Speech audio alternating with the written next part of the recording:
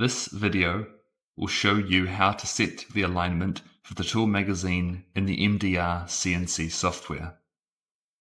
The position of each tool holder must be accurately set in the software to avoid damage. These are the positions where the machine will pick up and drop off each of the tools during a tool change.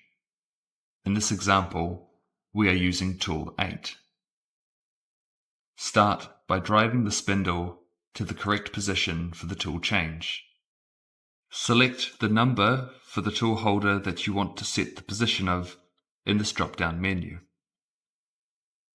We will be setting the position for T8.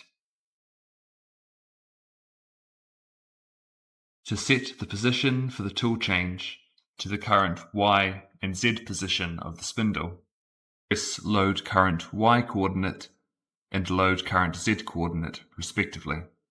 Note that as the tool magazine is positioned underneath the gantry, we do not need to set the X coordinate.